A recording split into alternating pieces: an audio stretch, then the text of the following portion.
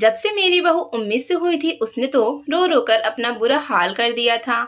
वो मेरे बेटे से छुपकर मुझे कहती कि माँ जी ये बच्चा पैदा नहीं करना चाहती, आप मेरा बच्चा गिरवा दे। और मैं उसे डांटती कि पागल लड़की चुप रहो, तुम क्या बकवास करती रहती हो। मेरी बहू की रंगत सांवली सी हो गई थी, इसलिए मेरा बेटा रोज उसे ब्यूटी पार्लर लेकर जाता। पार्लर वाली मेरी बहू का मसाज, सर की मालिश करती। मेरा बेटा कहता कि ये सब करने से बच्चा खूबसूरत पैदा होगा। मेरी बहू हर बार रोकर अंदर चली जाती क्योंकि वो मसाज ही नहीं करवाना चाहती थी। मैं बेटे को रोकना चाहती तो वो कहता कि माँ इस मसाज से बच्चे की सेहत अच्छी होगी और माँ की सेहत पर भी अच्छा असर पड़ेगा। तब मैं खामोश हो जाती। मैं भी तो यही चाहती थी कि मेरी बहू खुश रहे और सेहतमंद बच्चे को जन्म दे, जबकि तो उसमें कोई खराबी न थी। मसाज करने के लिए एक लड़की मेरी बहू को अंदर ले जाती थी, मगर एक अजीब बात थी कि वो लड़की जब बाहर आती तो हर बार अफसोस से कहती कि तुम्हारी बहू तो किसी काम की नहीं है। और जब बहू बाहर आती उसके चेहरे पर खौफ सा होता और मुझे नम होती आंखों से मुझे देखती और खामोशी से जाकर गाड़ी में बैठ जाती। उसकी नजरों में शिकवा होता, जैसे वो कहती हो कि मैं उसकी मदद क्यों नहीं करती। वो दिन पर दिन कमजोर हो रही थी, हर पल खोई खोई सी रहा करती थी। न ढंग से खाना पीना खाती, न आराम करती। बेटा भी कभी कभी कुछ सोच निगाहों से उसको देखता। मैंने कोशिश की अगर कोई बात बहू को परेशान कर रही है तो वो मुझे हमराज बना ले, मगर वो मुझे कुछ न बताती, बस कहती कि मैं यह बच्चा पैदा नहीं करूंगी। बहू को 19 से हुए 5 माह पूरे हो गए थे। मैंने डॉक्टर से उसे दिखाया तो डॉक्टर ने कहा कि माँ को किसी किस्म का जहनी दबाव है, जिसकी वजह से बच्चा भी खतरे में पड़ सकता है। बेहतर होगा कि माँ को सुकून और आराम दें ताकि बच्चों और माँ दोनों की सेहत अच्छी हो सके। मैं यह बात सुनकर मैं हैरान थी कि आखिर मसला क्या है। मेरा बेटा तो उसका बहुत ख्याल रख रहा है, जबरदस्ती हर दूसरे तीसरे दिन मसाज भी करवा कर ले आता है ताकि माँ और बच्चा सेहतमंद रहे। खैर डॉक्टर की सलाह के मुताबिक मैं बहू को लेकर सीधे मार्केट चली गई और बच्चे की शॉपिंग बहू की पसंद से करवाने लगी और साथ साथ उसको जांचती नजरों से उसे देखती रही। वह हर खिलौना और हर कपड़ा लेते हुए उदास होने लगती। शाम को जब मैं घर लौटकर आई तो दिल ही दिल में यही सब सोचकर परेशान थी कि अगली सुबह फिर से बेटे ने पार्लर जाने का ऐलान कर दिया और मैंने फौरन अपनी बहू की तरफ देखा। उसके चेहरे पर फिर से बहुत परेशानी दिख रहे थे। 10 बजे के करीब हम सब पार्लर पहुंचे और वहां पर वो ही लड़की जो पहले ही तैयार खड़ी थी कि मेरी बहू का मसाज उसी को करना है, वो अजीब अंदाज में हमसे मिली। एक खाली कमरे की तरफ बहू को इशारा करते हुए खुद वहां से चल पड़ी। बेटे ने बहू को जाने का कहा तो वो फिर से वैसे ही रोने लगी कि वो मसाज नहीं करवाना चाहती। उसकी आंखें भी तेजी से भीगने लगी और मुझे शक हुआ कि कुछ तो है कि मेरी बहू यहाँ पहुंचकर ज्यादा परेशान हो जाती है। बहू को अंदर भेजा तो बेटा मुझे इंतजार करने का कहकर किसी काम से ऑफिस की तरफ रवाना हो गया। मैंने ये मौका का फायदा उठाया और दबे कदमों उस कमरे की तरफ बढ़ने लगी। मैं करीब पहुंची तो हल्की हल्की बातों की आवाजें आने लगी। मैंने दरवाजे को हल्का सा खोलकर अंदर झांका तो मेरे पैरों तले से जमीन ही निकल गई। मेरी बहू सिसक सिसक कर रो रही थी क्योंकि वहां पर तो उसका मसाज नहीं बल्कि उसके साथ मेरा ताल्लुक भागलपुर के करीब एक पास इलाके से है। मैं, मेरा बेटा और पति खुशी खुशी रहा करते थे। मेरी इकलौती ननद भी शादीशुदा और अपने घर वाली थी। वह बहुत अच्छी और सुलझी हुई थी, किसी के साथ घुल मिलकर रहने वाली, हर किसी का ख्याल रखने वाली और शरीफ सी वो लड़की मुझे पहले ही दिन से बहुत अच्छी लगती थी।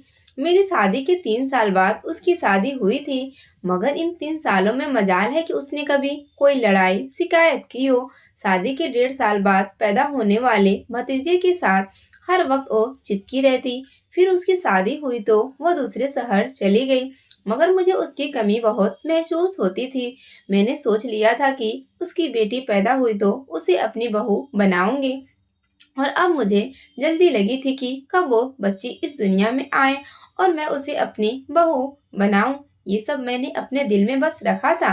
वक्त से पहले मैं किसी को भी अपनी सोच में शामिल नहीं करना चाहती थी। खुदा खुदा करके 2 साल बाद मेरी ननद खुशखबरी सुनाई कि वो उम्मीद से है। मैं बहुत खुश हुई और सेहत और सलामती के साथ बच्चे की सेहत के लिए दुआएं मांगने लगी। जब 9 माह पूरे हो चुके और वो अस्पताल पहुंची तो कुछ घंटों के बाद मिलने वाली सूचना से मुझे अच्छा मायूसी हुई थी, क्योंकि उसके यहाँ लड़के की पैदाइश हुई थी। हर कुछ दिन के बाद मैंने खुद को यह कहकर समझाया कि चलो अगली बार ही सही, मगर मेरा इंतजार बदल गया और 5 साल बाद उसके यहाँ एक बेटी की पैदाइश हुई, जिसका नाम उन्होंने हानिया रखा। तब मैंने ऐलान कर दिया कि मैं हानिया को ही अपनी बहू बनाऊंगी, उसको मैं अपने बेटे जावेद के लिए लूंगी। पति ने पहले कहा कि वह बहुत छोटी है, मगर मेरी जिद पर सब मान गए। जब ये दोनों बच्चे जवान हुए तो मैंने मंगनी की रस्म की बात की। हानिया तो खामोश रही, मगर जावेद बुरी तरह बिगड़ गया। उसका कहना था कि उसने कभी हानिया को इस नजर से नहीं देखा, उसे इस रिश्ते से साफ इनकार है। मैंने भी जिद कर ली कि पढ़ाई पूरी करके जैसे ही जावेद की नौकरी लगेगी, तब मैं उसकी मर्जी की फिक्र किए बिना उसकी शादी हानिया से कर दूंगी। सारी तैयारियां मैंने बहुत खुश होकर की थी, जबकि बेटा इस दौरान बिल्कुल बिना मतलब घूमता रहा। अगर कभी मैं कुछ दिखाकर उसकी राय जानना चाहती तो वो कह देता कि मेरी इन चीजों में कोई दिलचस्पी नहीं है। ये सुनकर मैं दिल ही दिल में महसूस करके रह जाती, फिर हर बार उसके बात को कान पर से मक्खी की तरह उड़ा देती। आखिर वो दिन भी आ गया जब हानिया बहू बनकर मेरे घर आ गई, और मेरा पति तो बेहद खुश थे। हानिया के सूरत में हमें बहू और बेटी एक साथ मिल गई है, मगर बेटे का गुस्सा 7वें आसमान पर पहुंचा हुआ था। मैंने बड़ी मुश्किल से अपना वास्ता देकर उसको बहू के पास भेजा था। अल्लाह अल्लाह करके वलीमा गुजरा और 1 हफ्ते के बाद हुई बातों का सिलसिला भी शुरू हो गया। मेरा बेटा लाख बुरा सही मगर बदतमीज नहीं था। सब कुछ अच्छे से हो रहा था। दावतों का सिलसिला थमा तो हमारे कहने पर हानिया को घुमाने के लिए ले गया था। 15 दिन बाद वो घूम फिर कर और ढेर सारी शॉपिंग करके वो दोनों घर पहुंचे तो कहने लगा कि अब अपनी बहू को संभाले, मेरी छुट्टी खत्म होने को है, अब मैं पूरा दिन आराम करूंगा और परसों से ड्यूटी पर जाना है। मैंने बहू को ढेर सारा प्यार किया और साथ ही बिठा लिया और उसे पूछने लगी कि तुम दोनों कहाँ कहाँ गए थे, क्या कुछ देखा, एंजॉय किया या नहीं, मौसम कैसा लगा था। मेरे बेटे ने परेशान तो नहीं किया, शॉपिंग कितनी की है। फिर एक दिन संडे को खीर पकाई की रस्म भी की और फिर बकायदा मेरी बहू ने किचन में काम करना भी शुरू कर दिया। हमारे घर का रिवाज था कि सारे काम भले किसी से करवा लो, मगर औरत को अपना किचन खुद संभालना चाहिए, इससे घर वालों के दिलों में इज्जत पैदा होती है। सो किचन का सारा काम यानी नाश्ता, खाना, चाय पानी, ये सब मैं खुद ही देखा करती थी। पूरे घर की सफाई, बर्तन धोना, कपड़े धोना वगैरह ये सब करने के लिए 2 औरतें आती थी। हानिया को खाना बनाना सिखाना था, सो हर रोज हमें कुछ न कुछ नया बना रहे होते थे। कभी बिरयानी, कभी कभी कोरमा, तो कभी सूजी का हलवा। मेरे घर में खूब रौनक लगी हुई थी। मैंने जिस नियत से सुम्बुल की बेटी को बहू बनाया था वो पूरी हो गई थी। मुझे यकीन था कि उनकी बेटी भी उसी जैसी ही होगी। इसी वजह से हमारे घर में रौनक लगी रहती थी। पति भी हर वक्त मेरे फैसले को दाद देते हैं। बेटा भी वक्त के साथ बहुत खुश तो नहीं मगर काफी इत्मीनान हो गया था। इसी सुकून से अंदाज पर वक्त गुजरने लगा और 1.5 साल गुजर गया। अब मैं दिल ही दिल में नन्हे मेहमानों के इंतजार में थी। दुआ भी करती कि जल्द से मेरे घर में भी यह खुशखबरी आए। तभी 3 माह गुजरे थे कि हानिया ने खुशी भी हमें दे दी थी। एक दिन जब हम कोफ्ते बनाने के इरादे से किचन में पहुंचे और मैंने कीमा फ्रीजर से निकाल कर रखा और बहू के साथ बैठकर मसाले तैयार करने लगी, तभी अचानक मेरी बहू की तबीयत खराब हो गई। उसने वहां से भागने की कोशिश की। मैं भी चूल्हा बंद करके उसके पीछे किचन में कमरे तक पहुंच गई। जब वो बाथरूम से बाहर निकली तो उसका रंग फीका पड़ गया था। मैंने उसे सहारा देकर बिस्तर पर बिठाया और डॉक्टर को बुलाने लगी। वह बेहोश हो गई थी। मैंने घबराते हुए अपनी बेटियों की मदद से हानिया को गाड़ी में डाला और ड्राइवर के साथ उसे अस्पताल ले गई। डॉक्टर ने फौरन जांच किया और ड्रिप लगा दी। मैंने फौरन डॉक्टर से पूछा तो डॉक्टर मुस्कुराते हुए बोले कि घबराने की कोई बात नहीं है। दरअसल आपकी बहू का शुगर लेवल लो हो गया था, तभी वह बेहोश हो गई है और इस हालात में ऐसा ही होता है। मैंने सुख का सांस लिया कि घबराने की कोई बात नहीं, मगर फिर चौंकते हुए डॉक्टर की तरफ सवालिया नजरों से देखा तो वो बोली, आपकी बहू उम्मीद से है, इसलिए उनका शुगर लेवल लो हो गया था। मैंने इनके लिए विटामिन और दूसरी मेडिसिन लिख रही हूँ। यह बाकायदा से इस्तेमाल करवाएं और फिर हर महीने ही चेकअप के लिए लाइएगा। ज्यादा से ज्यादा ताजा फल वगैरह खिलाएं। मैं डॉक्टर के सामने तो सुकून से बैठी रही थी, मगर ये खबर सुनकर तो मेरा खुशी से बुरा हाल हो रहा था। समझ में नहीं आ रहा था कि अपनी खुशी किस तरह मनाऊं। फिर कमरे में पहुंचकर मैंने पति और बेटे को कॉल करके अस्पताल में बुला लिया। जब वो पहुंचे तो मैंने उन दोनों को एक साथ ही खुशखबरी दी। मेरा बेटा तो खुशी के मारे मेरे गले लग गया और फिर मुझे गोल गोल घुमाने लगा और बाप के रोकने पर ही रुका। मैं चकराते सर के साथ करीबी बेंच पर बैठ गई, मगर मैंने देखा कि वह इतना खुश होकर भी किसी गहरे सोच में लग रहा था। खैर, मैंने इसको अपना वहम समझकर सर झटक दिया। उसके बाद हम सब एक साथ ही मिठाई और फल वगैरह लेकर घर पहुंचे। तब मेरी बेटियां सलमा और जुबैदा भी हमारे चेहरों से हमारी खुशी जान गए थे और मुबारकबाद देने लगे। अब तो मैं हरदम अपनी बहू के आसपास मंडराती रहती। उसके ख्याल के लिए मैंने एक लड़की भी रख ली थी, जो उसको वक्त पर जूस और फल काट कर देती रहती। मैं खुद भी खाना वगैरह बनाने के अलावा बाकी का वक्त उसके पास मौजूद रहती और जब मेरा बेटा वापस आ जाता तो उसकी बीवी उसे सौंप कर 2 घड़ी चैन से बैठ जाती।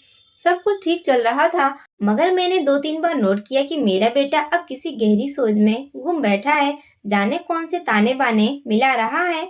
मैंने पूछा तो कहने लगा कि नहीं, कोई परेशानी की बात नहीं है। ऑफिस में काम का बोझ बढ़ गया है, इसलिए ऐसा लग रहा है। मैं भी इत्मीनान हो गई कि खैर ये सब तो जिंदगी में चलता है। और यूं ही वक्त गुजरने लगा। मैं हानिया का हर तरह से ख्याल रखती और उसे बकायदा किसी डॉक्टर के पास भी महीना पूरा होते ही लेकर जाती। 2 माह पूरे हो गए। एक रोज मेरी बहू ने मुझे कहा कि मैं यह बच्चा गिराना चाहती हूँ। मेरे तो पैरों तले से जमीन निकल गई। मैंने उसे डांट दिया, मगर वो रोने लग गई और उसने मुझे कोई बात न बताई। अगले रोज जावेद ने कहा कि वह हानिया को पार्लर लेकर जाना चाहता है, ताकि पार्लर वाले हानिया को मसाज वगैरह करे। मैंने कहा कि ठीक है, अच्छी बात है, ले जाओ। मगर हानिया कहने लगी कि मम्मी, आप भी मेरे साथ चलें। तब मैं भी तैयार होकर उसके साथ चली गई। वहां पहुंचकर जब जावेद ने हानिया को एक कमरे में भेजा कि मसाज करवा लो, वो तो खामोशी से अंदर चली गई और जावेद कहने लगा कि यहाँ मसाज बहुत अच्छा होता है, इससे दिमाग पर बहुत अच्छा असर पड़ेगा। मुझे भला क्या एतराज होना था। हम ऐसे ही हल्की फुल्की बातें करने में मसरूफ हो गए थे। करीब पौने घंटे के बाद हानिया कमरे से बाहर आई थी और हम घर आ गए थे। ऐसा हर दूसरे या तीसरे रोज होने लगा। जावेद सुबह को या शाम को हमें पार्लर लेकर चला जाता। पार्लर वाली हानिया को लेकर अंदर कमरे में चली जाती, मगर हर बार हानिया घबराई हुई उसी कमरे से बाहर आते ही रफ्ता रफ्ता ये घबराहट उदासी में और फिर बेहद परेशानी में ढलती चली गई। मैं परेशान थी कि आखिर की क्या बात है कि बजाय खुशी होने के हानिया बहुत कमजोर और परेशान होती जा रही है। तब मैं शक में पड़ गई और हर बार पहले से ज्यादा कोशिश भी की कि इस सब के पीछे असल राज मालूम कर सकूं। मैं तो समझी थी कि यह कोई छोटी मोटी बात है, मगर मैं क्या जानती थी कि बात बहुत बिगड़ चुकी थी। खैर, एक दिन जावेद हमें पार्लर छोड़कर चला गया। पार्लर वाली मेरी बहू को कमरे में ले गई। मेरी बहू बहुत परेशान थी।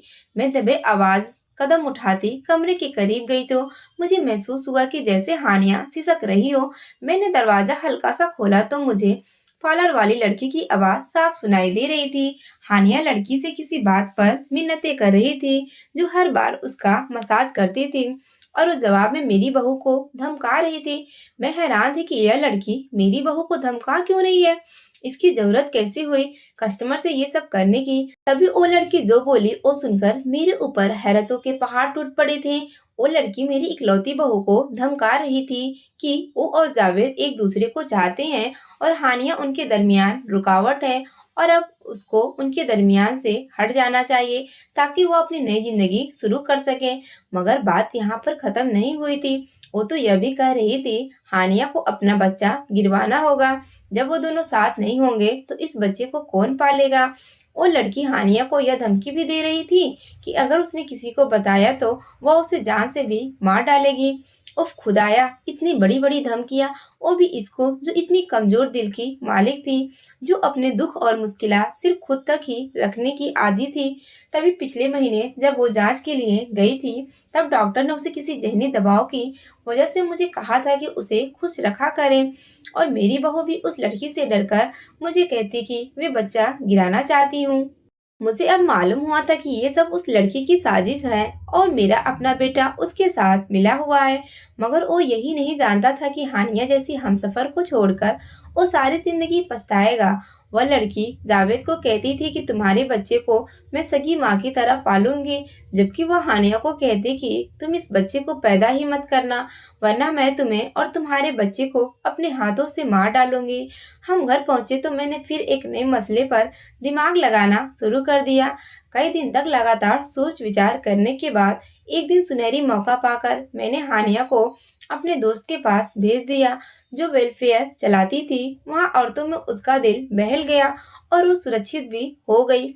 घर आकर मैंने रोना शुरू कर दिया और सबको बताया कि मैं हानिया को अस्पताल लेकर गई थी, मगर अचानक तबीयत खराब होने की वजह से वो अल्लाह को प्यारी हो गई। जाने कौन से गम था मेरी बच्ची को कि उसे अंदर ही अंदर खाया जा रहा था।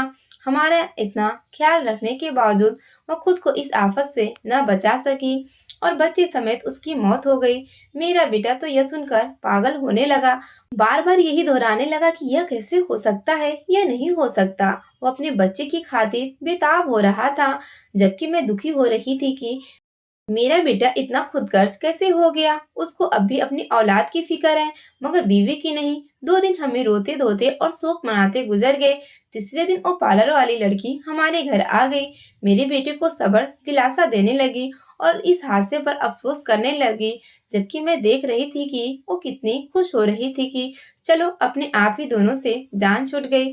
और यही सब वो गलती से हौसला देते देते जावेद के सामने भी कह गई कि अच्छा हो गया माँ और बच्चा दोनों ही मर गए, वरना मैं इस बच्चे को खुद ही मार देती। वैसे भी देखो, माँ के बाद इस बच्चे को कौन संभालता। यह सुनना था कि जावेद तो हत्थे से उखड़ गया और उस लड़की को मेरे कुछ कहने से पहले ही खुद ही धक्के मारकर घर से बल्कि अपनी जिंदगी से भी निकाल दिया। मैंने भी बेटे को आईना दिखा दिया कि ये थी तुम्हारी पसंद, जिसकी खातिर तुमने इतनी अच्छी बीवी हानिया को तलाक देने वाले थे। तुमने एक बार भी न सोचा कि वो तुम्हारे बच्चे की माँ बनने वाली है। यह भी न सोचा कि हमारा क्या होगा। तुम इतने खुदगर्ज हो कि तुमने सिर्फ और सिर्फ अपना मौका देखा। अब सारी जिंदगी पछता कर गुजारना, और मैं भी कभी तुम्हें माफ नहीं करूंगी, कभी भी नहीं। यह कहते हुए मैं बुरी तरह रो पड़ी और अपने कमरे में जाकर बैठ गई। और वो बेचारा अपना गम भुलाकर कई दिन तक मुझे मनाता रहा। तब कहीं जाकर मैंने उसे माफ किया, मगर हानिया के लिए अभी उसको अफसोस होते रहने दिया। मैंने सोचा जितना ज्यादा अफसोस कर लेगा उसके लिए अच्छा है, मेरी बहू की कदर उतनी ही बढ़ जाएगी। अब वह हर वक्त उदास उदास घूमता। अब उसे हानिया की याद सताने लगी थी। मैंने उसको रातों को उठ उठकर अपनी बीवी के लिए रोते देखा था, जबकि मैं खुद अकेली हानिया से मिलने गई थी। एक शाम को जब मैं भी वहीं पर मौजूद थी, हानिया ने एक बेटे को जन्म दिया था। मैं पोते को देख जैसे दोबारा से जी उठी थी। अपने बेटे को सजा नहीं देना चाहती थी। फिर मैंने बेटे और अपने पति को इस एड्रेस पर बुला लिया। वो दोनों बाप बेटा दौड़े दौड़े आए कि शायद मुझे कुछ मसला हो गया है, क्योंकि मैं रो रही थी। जब वो पहुंचे और जावेद ने हानिया को देखा तो वह इतना बेयकीन हो गया था कि हमसे पूछने लगा कि यह मुझे क्या हो गया है, मुझे हानिया क्यों दिखाई दे रही है। मैंने उसके कंधे पर हाथ रखा और उसे यकीन दिलाया कि हानिया जिंदा है और उसने तुम्हारे बेटे को जन्म दिया है। तब मैंने जावेद से वादा कर लिया कि अब कभी जिंदगी में वो किसी दूसरी औरत की तरफ दिखेगा भी नहीं और हानिया को कभी तलाक नहीं देगा। जावेद को भी अपनी गलती का एहसास हो गया था। उसने हानिया और मुझसे माफी मांग ली। हमने उसे माफ कर दिया था। आज इस बात को 5 साल गुजर गए हैं और हम सब एक साथ हंसी खुशी रह रहे हैं। कहानी पसंद आई तो वीडियो को लाइक करें और ऐसी ही अच्छी कहानियां सुनने के लिए चैनल को सब्सक्राइब करें।